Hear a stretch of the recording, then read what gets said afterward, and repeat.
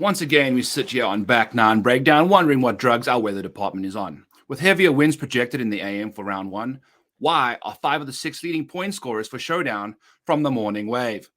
Shout out to Adam Schenk, who defies the odds as the only PMer to crack the top 5. It was a fun day out at the Valspar Championship with the majority of the top names playing well, with one of them recording a patented Back Nine breakdown on one of his holes. We will get to him later. This is the Back Nine breakdown of the Valspar round one, and we have Ryan Brem sitting in a tie for first after shooting -5 in round one today.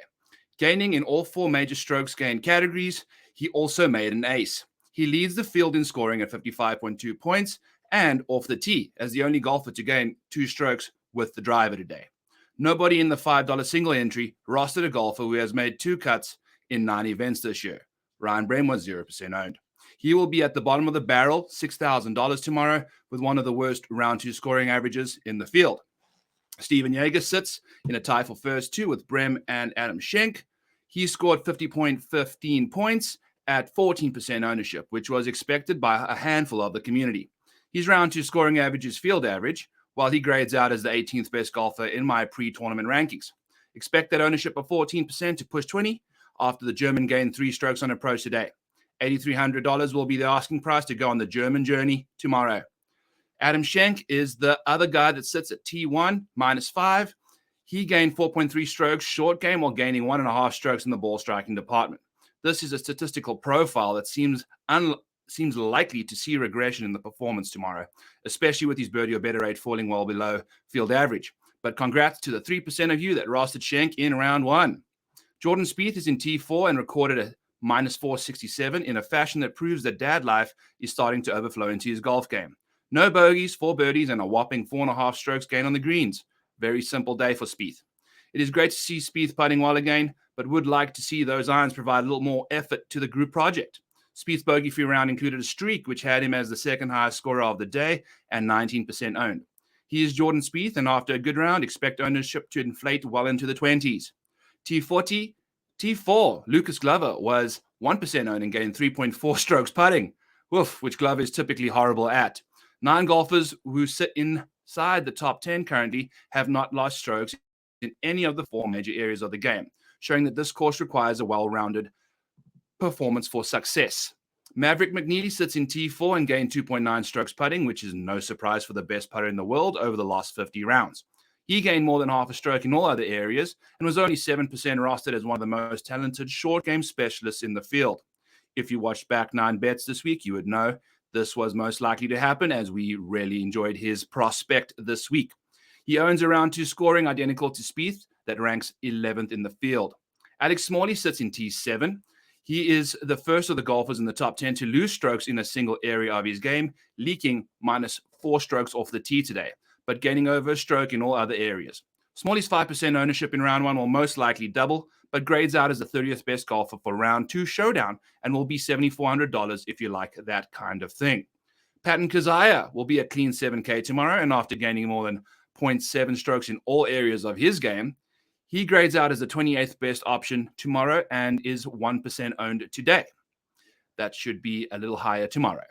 T7, Tommy Fleetwood, Mr. Shorty on 18 to shoot a 3 under 68, joining the guys inside the top 10 that gained across the board. He will be a whopping $10,000, but after today's steady performance, expect 25% of the people who rostered him in round 1 to grow. Kramer Hickok sits in T7 too and gained a stroke on approach, but did most of his heavy lifting getting inside the top 10 with his short game. He's the 78th ranked golfer for round 2 and will be $7,300 after being 4% owned today. Ben Yan joins the boys at -7 inside the top 10 and was one of 2 people in that top 10 that lost strokes in an area of his game, doing so by losing his usual 0.4 strokes on the green. He gained 4.7 strokes tee to green, which is a very repeatable performance, unlike that phrase, for the Korean, who was 14% rostered today and will be $7,900 as our 11th best option heading into Friday. Adam Hadwin made only 2 birdies, but the 25% of the peeps that rostered the chalky Canadian benefited from a bogey-free bonus to salvage a round that lacked firepower. He does remain within strokes of the lead after round 1, and at $9,300, that price tag and level of consistency will see a small uptick in his ownership tomorrow. Sam Burns is the reigning champ, and he's off to a good start in his attempt to be one of 4 golfers in recent memory to three-peat. Burns has won this event twice before and will look to do it for a 3rd time this week, which is exactly what a three-peat is. I don't know why I'm going off script. Burns was a sniper, like on the greens, as expected, getting just shy of 2.5 strokes in the short game department. His ball striking gained a measly 0.8 strokes, which has been his problem heading into the week, validated by the measly 12% of the people who rostered him.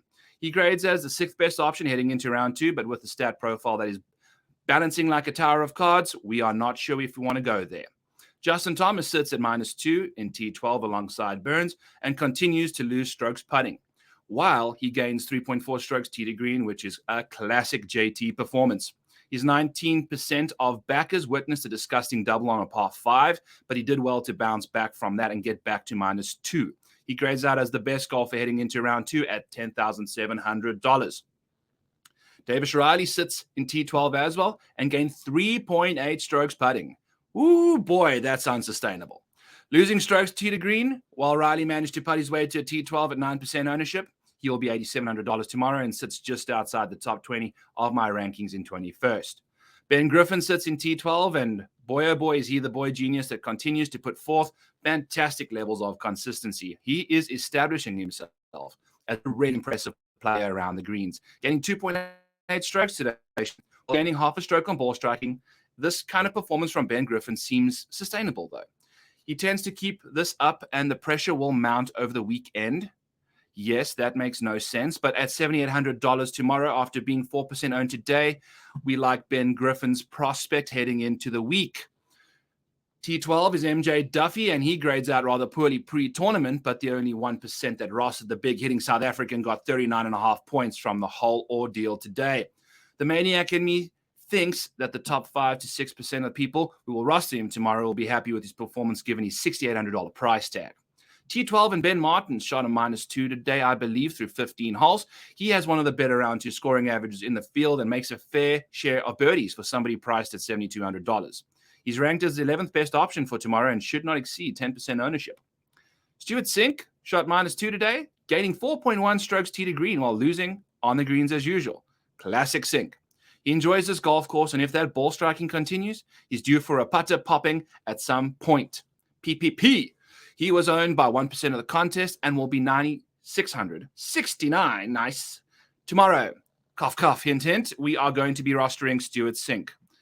JT Poston ball struck his way to a -170, gaining 4 strokes in that department while losing 1.3 strokes on and around the greens, an occurrence that seems as predictable as the sun nowadays. However, with that kind of ball striking and only being 3% owned today, his popularity tomorrow won't be too worrisome, and if that flat stick can produce an outlier round, he has the ball striking floor to be a back 9 slate breaker at $7,900. Akshay Bhatia sits in T22 and he's playing his golf on a special temporary tour membership and has lived up to that special iron performance in round 1, gaining a whopping 3.7 strokes on approach while leaking strokes all over the other areas of his game. That's his style, though. He just pops and just gets it in the hole somehow.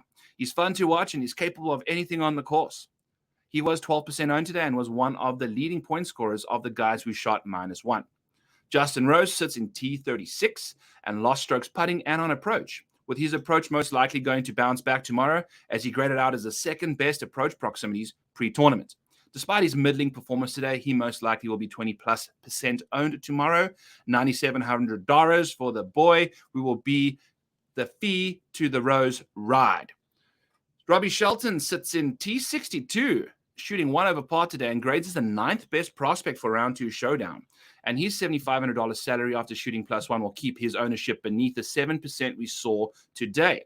Gaining 1.7 strokes ball striking and losing those hard-earned strokes back and on around the greens, no good for Robbie. But those are promising metrics to have a better round 2 performance. He will be in our player pool. Denny McCarthy will presumably fall from his 13% ownership he was today back into single figures after a disappointing 1 over par, which was crippled by his putter losing a stroke and a half. He's easily one of the best putters in the world, and that should rectify itself tomorrow. He has been playing great golf recently and will be on our radar at $9,100. Eric Barnes is in T62 as well and shot 1 over par today and was not owned by anybody in the field. His round 2 scoring average is pretty solid, and he makes birdies at a rate that most of the field would be jealous of. He's a very affordable $6,500 and could be a candidate for a back 9 slate breaker tomorrow. Joel Damon sits in T85, having shot a 2 over par 673. Is it opposite day? Joel Damon lost ball striking gain on the greens. If the putter continues to shine and his ball striking reverts back to his baseline, a low-owned Joel is rather appealing at $7,700. He's 18th ranked for tomorrow's round 2 slate. Jonathan Vegas shot 3 over par, sits in T102nd. Holy shit, short game.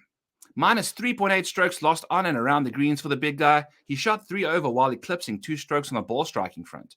As one of the premier iron players on tour, his ownership should halve from the 12% we saw today, and at $7,800 provides incredible upside if he can keep it together on the greens, which after today doesn't seem that likely, but we will take a gamble. Speaking of gambling, Matt Fitzpatrick was repping the wonderful people of Amherst, Virginia, and he's one of the people on the shortlist for mayor, as the town of 2,000 Virginians felt that his 946 on holes 3, 4, and 5 were what their ex-mayor scored when he was playing their mini-putt course downtown. 946 is the area code of the Virginia people of Amherst. Shout out to them, 946. Fitz managed to bounce back on the back 9 and claw his way to a +3 and currently sits all the way down the leaderboard. The weather, where we don't know shit, remains as predictable as ever. As we stand by our motto, if we were to simply read what reputable weather sites suggest for tomorrow, we can expect the AM wave to gain an advantage with about 10 mile-per-hour winds and 22 mile-per-hour gusts present until 11 a.m. When the wind starts to pick up at 10 or 11 o'clock tomorrow, it gets up to 19 miles per hour at about 4 p.m., with gusts in the dirty 30s for most of the afternoon. Thanks for tuning into the Valspar Championship Round 1 Back 9 Breakdown. And for more data-driven analysis, head over to the rotoballer.com website and click on the PGA tab, where you can get your hands on my downloadable showdown model for Round 2. I am the Model Maniac, and we will catch you tomorrow after Round 3.